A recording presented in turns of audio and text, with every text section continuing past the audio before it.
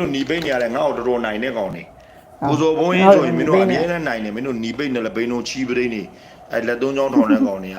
ဇော်ဘုံရင်လိုက်ကိုလည်းမကြည့်ပဲမနေနိုင်ဇော်ဘုံရင်ကိုလည်းအရန်ကိုနိုင်တယ်မင်းတို့ကမင်းတို့ကလည်းနော်မင်းတို့หนีပိတ်နေရလဲငါ့ကိုအရန်နိုင်ကျင်တယ်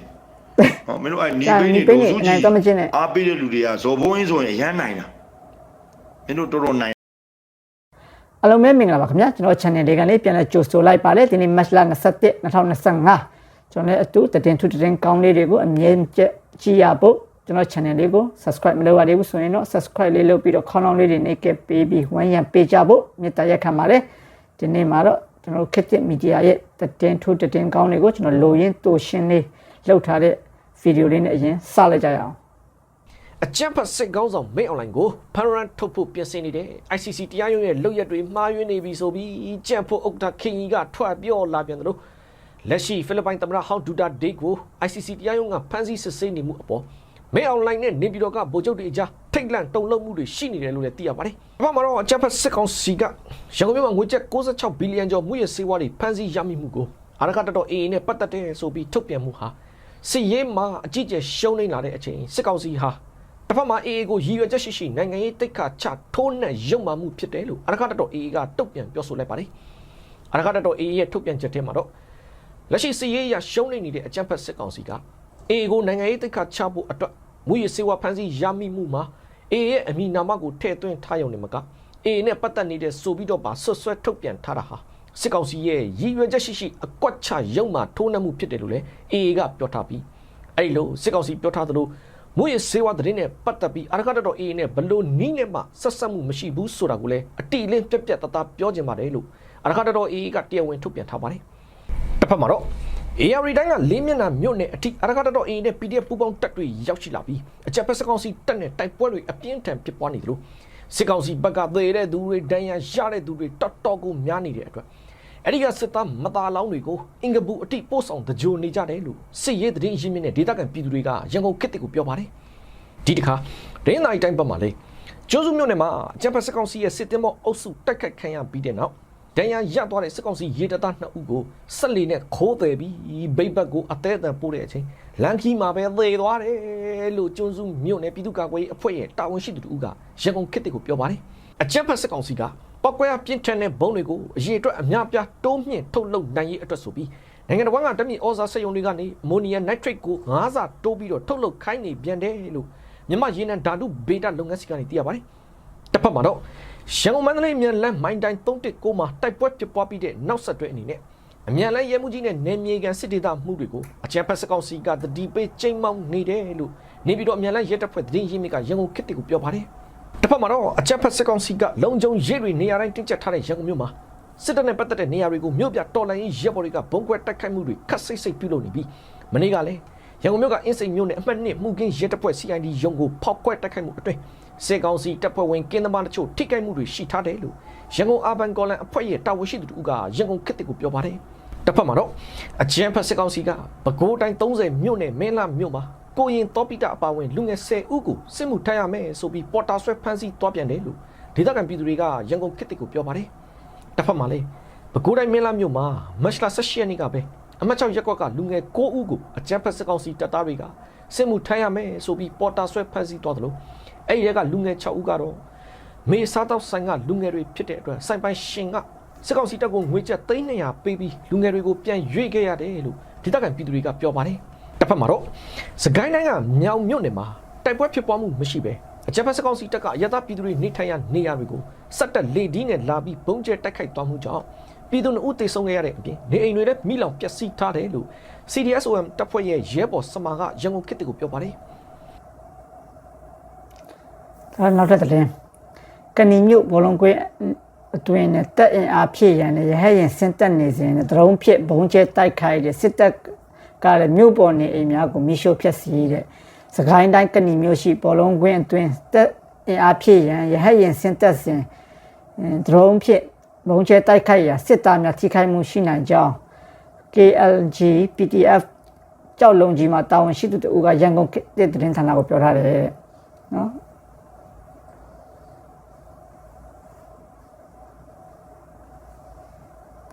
ဒါနောက်ထပ်သတင်း ရန်ကုန်ပြည်လမ်းပိုင်းရှိစစ်တပ်၏အုတ်တွင်တာဆုံဂိတ်ကို PDF တပ်ဖွဲ့ကဝင်ရောက်တိုက်ခိုက်စဉ်စစ်ကောင်စီတပ်သားအလုံးအလံဖြူထောင်၍စစ်ကွင်းမြို့ထဲဝင်ပြေးတယ်ရန်ကုန်ပြည်လမ်းပိုင်းရှိအချမ်းပတ်စစ်တပ်၏အုတ်တွင်တာဆုံဂိတ်ကို PDF တပ်ဖွဲ့ကဝင်ရောက်တိုက်ခိုက်စဉ်စစ်ကောင်စီတပ်သားအလုံးအလံဖြူထောင်၍စစ်ကွင်းမြို့ထဲဝင်ပြေးလာကြောင်းဒေတာအတွင်းသတင်းရင်းမြစ်ကပြောတယ်နော်သူတို့ပြေးရမှာပဲအလံဖြူထောင်မထောင်တော့တေးမှာပဲဒါနောက်တဲ့သတင်းတစ်ပုဒ်နမ်စီရန်ဝန်ထမ်းများတော်လန်ရေးတပ်များဤဖမ်းဆီးမှုမခံရစေရေးတတိပြုရန်စစ်ကောင်စီကညွှန်ကြားမှုများဆက်တိုက်လုပ်နေပြည်တော်အပါအဝင်နိုင်ငံတော်ဝန်လုံးမှနမ်စီရန်ဝန်ထမ်းများအနေဖြင့်တော်လန်ရေးတပ်များဤဖမ်းဆီးမှုမခံရစေရေးတတိပြုကြရန်စစ်ကောင်စီကညွှန်ကြားမှုများဆက်တိုက်လုပ်နေကြောင်းနေပြည်တော်ဝန်ထမ်းတည်အရင်မြစ်ကပြောဆိုတယ်သူတို့နမ်စီရန်နေလဲကြောက်နေရမှာပဲသူတို့နန်းစီတန်နေရောသူတို့ရဲ့အကုန်လုံးကိုသူတို့ရဲ့ရဲခွေစစ်ခွေမှန်တယ်မြရဲခွေစစ်ခွေနဲ့ပတ်သက်တဲ့လူမှန်တယ်မြအခုကကြောက်ရတဲ့အချိန်ပြန်ရောက်နေပြီသူတို့ကြောက်ရမယ့်အချိန်ပြန်ရောက်နေတယ်မစာထုတ်ထားတာသူတို့ CDM တွေကိုတတိထားဖို့ဒါနောက်တဲ့ပေါ့သင်းင်းမြို့နယ်တဲ့အဘယ်ဘန်းရွာကိုပြည်သူများတဲ့အိမ်မော်ချခြင်းစစ်တပ်ကလေရင်ပြဘုံကျဲတိုက်ခိုက်မှုတွေပြည်သူ၄ဦးတေဆုံးပြီး20ကျော်ထိခိုက်ဒဏ်ရာရကနေအများပြပျက်စီးတဲ့မကွေးတိုင်းသင်းင်းမြို့နယ်တဲ့အဘယ်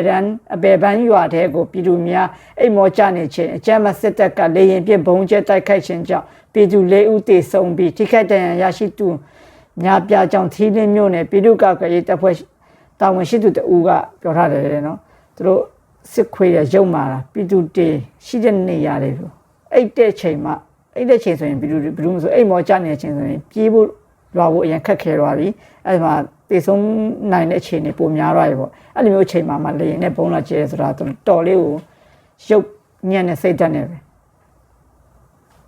အဲ့နေလည်းကုန်ပျက်စီးကုန်ပြီဟိုနောက်ရဆက်ကြည့်အောင်ကျွန်တော်တို့ပူလူတူဟိုတနေ့ကKN အနေနဲ့တင်လိုက်တဲ့ KNU တွေတင်လိုက်တဲ့ပူလူတူ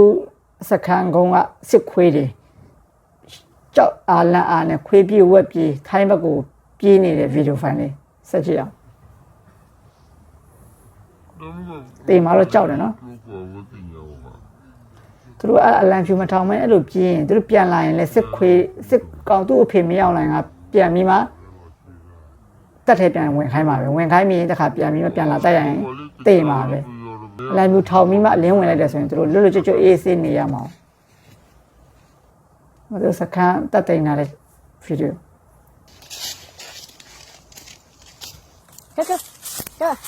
တို့တာလေတို့အော်ရရအေးတဲ့ဟာဝါတော့အပူရအိုင်ဝဲဒီကောင်တွေကဟိုထိုင်းဘက်ကိုပြေးတော့လက်နက်တွေပါလေယူသွားလို့မရတော့လက်နက်တွေကောင်တွေကဖတ်ခဲ့တာဒါပေမဲ့ PDF ရဲ့ KN ဖွဲ့တွေ PDF တွေလည်းလဲသူတို့လက်နက်တွေမပါတော့သူတို့လည်းတီးတော့အဲ့မှာလိုက်ရှာတော့လက်နက်တွေသူတို့အဲ့မှာအတွင်းထဲမှာသူတို့ရဲ့ဂူထဲမှာသူတို့လှုပ်ထားတဲ့သူတို့အောင်းတဲ့ဂူထဲမှာအောက်မှာမြုပ်ခဲ့တော့ဖွက်ပြီးမြုပ်ခဲ့တော့အကုန်တွေ့တော့တာပဲမှာတနက်လေးအမှဖွက်ခဲ့တာအခုဆက်ပြီးတော့ကျွန်တော်တို့အေးပြောရေးဆိုခွင့်ရှိသူဥခိုင်ဒုက္ခကိုသူတို့ဟိုမျိုးရန်ကုန်မှာဖမ်းမိထားတဲ့မူရစ်စေးတွေကအေးနဲ့ပတ်သက်နေတယ်လို့ဆွဆွဲထားတဲ့ကိစ္စကိုဥခိုင်ဒုက္ခကိုမေးထားတဲ့ဗီဒီယိုလေးဥခိုင်ဒုက္ခဖြေထားတဲ့အင်တာဗျူးဗီဒီယိုစီကရန်ကုန်မြို့မှာအေရဲ့စီးပွားရေးတာဝန်ခံနဲ့ဆက်ဆက်တဲ့မူရစ်စေးဝါးတွေဖမ်းမိတယ်ဆိုပြီးဆွဆွဲထုတ်ပြန်ထားတဲ့ဒီဆွဆွဲချက်အပေါ်ဘာများထပ်ဖြည့်ပြီးတော့ပြောချင်ပါသေးလဲဟုတ်ကဲ့ပါခင်ဗျာစစ်ကောင်စီရဲ့ဒီဆက်ဆွေးချက်ကတော့ဒီဟာကတော့ကျွန်တော်တို့ ਨੇ လုံးဝပတ်သက်မှုမရှိပါဘူးစစ်ကောင်စီဘက်ကဒီလိုမျိုး ULA ပေါ်မှာဒီမတရားဆက်ဆွေးလာတာကတော့အခုတစ်ကြိမ်တည်းမဟုတ်ပါဘူးအရင်တုန်းကလည်းပဲသူတို့ဒီတောက်ချောင်းနေပြီးတော့မှအခြေအမြင့်မရှိဆက်ဆွေးနေခဲ့တာဖြစ်ပါတယ်မြန်မာပြည်မှာဒီမူရေးစေဝါကိုထိန်းချုပ်လောက်ကင်နေတာကဒီအကျဉ်းပြက်ဒီ SAC ထေးကဒီစစ်ဗိုလ်ချုပ်ကြီးတွေနဲ့ဒီသူ့ရဲ့ထင်းချုံမှုအောက်မှာရှိတဲ့ဒီပြည်သူစစ်အဖွဲ့တွေပဲဖြစ်ပါတယ်ဟိုခမရတို့လည်းတွေ့မှာပဲเนาะကြားဖြန်းဆိုလဲ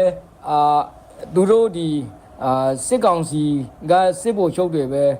လုံနေကြတာပဲဟိုမူရေးစေဝါဆိုလဲသူတို့ပဲဒါထင်းချုံလောက်ကင်နေကြတာပဲ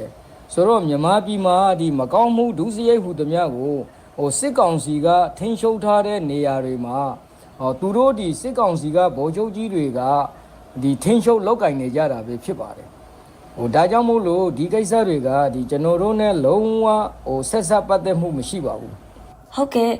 အရင်ကလည်းအခုလိုပဲဆွဆွဲလေးရှိတယ်ဆိုပေမဲ့ဘာကြောင့်မို့နော်အခုအချိန်မှာစစ်ကောင်စီက AA ကိုထပ်ပြီးတော့ဆွဆွဲတိုက်ခိုက်တယ်လို့သုံးသပ်ပါလဲဟိုတစ်ဖက်မှာဒီစစ်ကောင်စီဟာသူ့ရဲ့ဒီတိုက်ရင်တမ်းမဒီ viewer စခန်းတွေဟိုနေမြေတွေတစ်ခုပြီးတစ်ခုဆုံးရှုံးလာတဲ့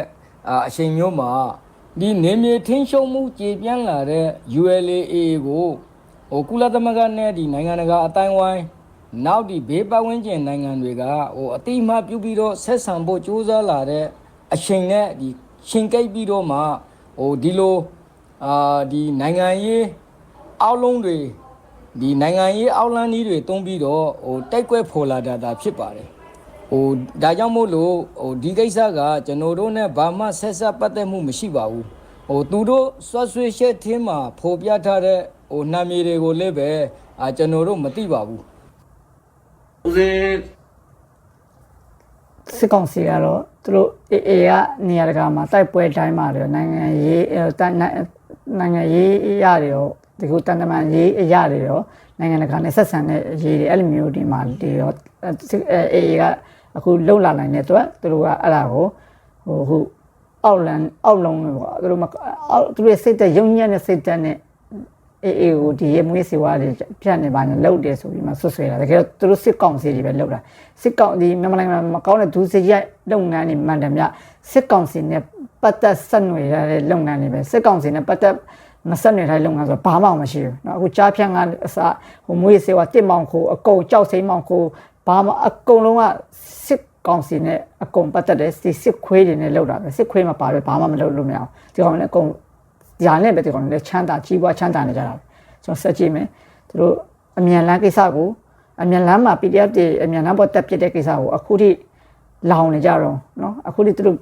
ဘက်ကဟိုဘက်ရက်ကွက်ကလို့တဲ့လုံးဝမခံမရက်နိုင်နေလောင်နေကြတာအခုဆက်ကြည့်လိုက်ပေါက်ကိုတော့ပါလေဆက်လောင်နေခဏခဏပြောတယ်ဖဲသီးတွေကိုဦးစင်းကနည်းနည်းလေးကြောက်တယ်လို့အဲ့တော့ဒီရဲလက်ကင်းလက်တဲ့ဒီကားသားကိုလာတဲ့ချိန်မှာတကားလေးကိုပြည့်ပြတယ်ဆိုတော့နည်းနည်းတော့ထူးဆန်းတာပေါ့အဲ့စစ်စစ်ရမှာတော့ခင်ဗျားတို့ရဲ့အလုပ်ပေါ့အဲ့တော့ဦးစင်းတို့ကအမြန်လန်းကိုတော့တကားလေးကိုပြအကုန်လုံးပြအမြန်လန်းကိုတက်လာတယ်တဲ့အမြန်လန်းကိုနောက်ကနေရှင်းလင်းတယ်နောက်ကနေရှင်းတော့ပြီးတာမှကိုမှုန်နေတာပဲပြေးကြသူတို့ဟိုဘက်ကရှောက်တာအမြန်လန်းပေါ်တက်လာတယ်အမြန်လန်းပေါ်တက်ကိစ္စကိစ္စတွေလက်ကင်းကိုပြစ်တယ်အဲ့ဒီကလေးကိုအမြန်လန်းပေါ်တက်လာပြီဆိုကြတဲ့ကကိုဒီပြည်သေးကိုဓာထင်တယ်ကွာလို့ပြောသွားတယ်အတူတူပဲဘလို့ဓာထင်တယ်ကွာလို့ကြားလားပြည်သေးကို PDF တွေကဓာထင်တယ်ကွာတဲ့เนาะအဲဓာထင်တယ်ကွာဘာလဲတော့သိချင်เนาะပောက်ကိုတော့သမီးလိုက်တော့เนาะဓာထင်တယ်ကွာเนาะဆက်ချင်မယ်နောက်မှာကျွန်းဖုံဟင်းပပရဲ့ဒုမနာတာကျွန်းဖုံဟင်းလေးကဘလို့ဟာတာတွေပြောပြီးမှဘလို့တွေဖြစ်နေလဲဆိုတော့ဆက်ကြည့်လိုက်အောင်ရှမ်းမြောက်အေးဆေးပဲရှမ်းမြောက်ပြန်သိမ်းတော့မှာရှမ်းမြောက်ပြန်သိမ်းတော့မှာလေနောင်ချိုသိမ်းပြီးနောက်ဆက်တွဲတွေလာလိမ့်မယ်လीနောင်ချိုသိမ်းပြီးနောက်ဆက်တွဲတွေလာလိမ့်မယ်ပြောစရာကြီးလေလူလေနဲ့ကြည့်ပြီးတော့ဘာဖြစ်လဲမင်းမေကိုပေးချင်တာငါရုပ်ကအပြင်မှာဆောင်းရမ်းချောတာနော်မင်းတို့ဒီဖုန်းထဲမှာမလို့ဖုန်းရဲ့ကင်မရာနဲ့မျက်နှာနဲ့အရန်ကတ်နေလို့ငါ့ကိုအပြင်မှာတွေ့ဘူးတဲ့စော်တဲ့အသေးကျွေးတာရုပ်ကြည့်ပြီးတော့ကျွေးတာငါအခုတော်တော်ကိုအသက်45နှစ်မှာပတ်ပြေးနေရတဲ့ဘဝဖြစ်နေတာအချွေးပေးရမှာတော့မဟုတ် PDF တွေကလိုက်ပြစ်မှာမလို့လိုက်သူ့မကြခင်လောက်ချက်မှာမလို့သူပတ်ပြေးနေရတာเนาะအချွေးပေးရမှာမလို့သူ sorry လိုက်နေတော့မဟုတ်သူအချွေးရှိလို့အချွေးပေးရမှာ ਨੇ PDF တွေလိုက်ပြစ်မှာကြောက်လို့ပဲပတ်ပြေးနေရတယ်အသက်22နှစ်23နှစ်တွေအသေးကိုအယူးမှုကိုခိုက်တာအဲ့ဒါအသက်22နှစ်23နှစ်ဆိုတာအခုလက်ရှိ PDF ထဲမှာများပဲသူအယူးမှုလိုက်ရှာနေသူပြင်းတော့မင်းမမေယွန်လေအဲ့ဒါမင်းကိစ္စလေငါလည်းမဆိုင်ဘူးလေမင်းယွန်တာမင်းဖုန်းထဲမှာပဲယွန်လို့ရမှာပေါ့ ရခိုင်ချင်းနေအန်းကိုစစ်တပ်ကပြန်သိမ်းလိုက်ပြီသွားရှုပ်တယ် 对啦，သူကျွန်တော်တို့ဘက်ကလူတွေတော်တော်သူ့ရဲ့ live တွေမှာဆိုရင်သူ့ရဲ့သူတို့ဘက်ကသူတို့ရဲ့ကွက်ကလူတွေကကြီးတဲ့လူနည်းနည်းလေးရှိတာကျွန်တော်တို့ဘက်ကလူတွေကြီးပဲဝင်ကြည့်တာနဲတာမဟုတ်သူ့ live ထဲမှာအဲ့ဒါတွေဝင်ကြည့်ကြရင်မှသူ့ကိုတွားရင်မှအဲ့လိုမျိုးလောင်သူလောင်စီမဲ့စလုံးနေနဲ့တွားရင်မှစွတ်ရပေးတာအဲ့ဒါသူလည်းမခံမရနိုင်နဲ့ကြည့်လိုက်အန်းကိုစစ်တပ်ကတင်လိုက်ပြီလေအန်းကတော့မကတ်နိုင်တာမသိသူစစ်တပ်က မင်းတို့နီးပိတ်နေရတယ်ငါ့ကိုတော်တော်နိုင်တဲ့ကောင်နေကိုစောဘုံရင်ဆိုရင်မင်းတို့အမြဲတမ်းနိုင်တယ်မင်းတို့နီးပိတ်နေလဲဘိန်းတို့ချီပရိနေအဲ့လက်သုံးချောင်းထောင်တဲ့ကောင်တွေကဇော်ဘုံရင်လိုက်ကိုလည်းမကြည့်ဘဲမနေနိုင်ဇော်ဘုံရင်ကိုလည်းအရန်ကိုနိုင်တယ်မင်းတို့ကလည်းနော်မင်းတို့နီးပိတ်နေရတယ်ငါ့ကိုအရန်နိုင်ကျင်တယ်ဟောမင်းတို့အဲ့နီးပိတ်နေလူစုကြီးအားပေးတဲ့လူတွေကဇော်ဘုံရင်ဆိုရင်အရန်နိုင်တာမင်းတို့တော်တော်နိုင်တာငါ့ကို ဒီရဲ့စော်ဖုံးကြီးတို့ပြောရင်လည်းပြောချင်စရာကျွန်တော်တို့ဒီတော်လန်ရေးဘက်ကလိုက်တယ်ဆိုရင်လူကကြည့်ရတော့မရှိအဲစော်ဖုံးကြီးတို့လိုက်တယ်မှာလူကများတယ်ဒါလို့များနေရလဲကြည့်လိုက်ရင်ကိုယ့်လူတွေကြီးပဲဒီတော်လန်ရေးဘက်တော့ဒါကလူတွေကြီးပဲအဲ့ဒါတွေပဲတွားကြည့်မှာအဲ့ဒါတွေပဲတွားရင်မှာစွတ်ပြီးနေနောက်တစ်ခုပြောချင်တာကတော့ကျွန်တော်ထဝယ်ဘက်မှာစစ်ခွေးတွေဈေးရပြတ်လာတဲ့အချိန်မှာ PDF တွေကပြစ်တာထဝယ် PDF တွေကပြစ်တာရှင်းလေးပဲကင်မရာဖုန်းနဲ့ဒီလို record ယူထားတဲ့လူကကိုယ်တိုင်ပြစ်တဲ့အချိန်မှာ तू ပြစ်လိုက်တာနဲ့နှစ်ယောက်ချစ်ချင်းအရှိမပုံလဲတော့တာအားရကြတော့တော်တော်ကောင်းတယ်ပြစ်ချက်ကလည်း share ပဲအဲ့မှာသူတို့3ယောက်လောက်ပြီးတည်တယ်တနက်တွေရော3လက်လောက်ပြီးရလိုက်တယ်သူတို့ဘောလုံးကန်ဘောင်းမီနဲ့သူတို့ back တွေပါတယ်ရောပါတယ်ပေါ့အဲ့ဒါနဲ့လာတော့မဲဖုန်းကြီးချောင်းဝင်နဲ့အဝင်မျိုးနေရာမှာလမ်းမှာပြစ်လိုက်တာနဲ့နှစ်ကောင်ချစ်ချင်းပုံလဲတော့တာပဲတရားတော့3ယောက်တည်ရပြောတယ်အဲ့ဒါကြည့်ချင်တယ်ဆိုရင်နော်ရန်ကုန်ခစ်တဲ့ Facebook မှာတကြည့်လိုက်ရရတယ်ဗီဒီယိုလေးတော့ပါပဲအဆုံးလေးပါကြည့်ပေးတယ်ရောက်တိုင်းကိုကျေးဇူးအများကြီးတင်ပါတယ်ကျွန်တော်ရဲ့ channel လေးကို subscribe မလုပ်ရဘူးဆိုရင် subscribe လေးလုပ်ပြီးဝင်ရပေးကြပါမြန်မာပြည်ကြီးအမြန်ဆုံးငြိမ်းချမ်းပါစေစစ်အာဏာရှင်အမြန်ဆုံးကြာရှုံးပါစေအရေးတော်ပုံအောင်နေပြီ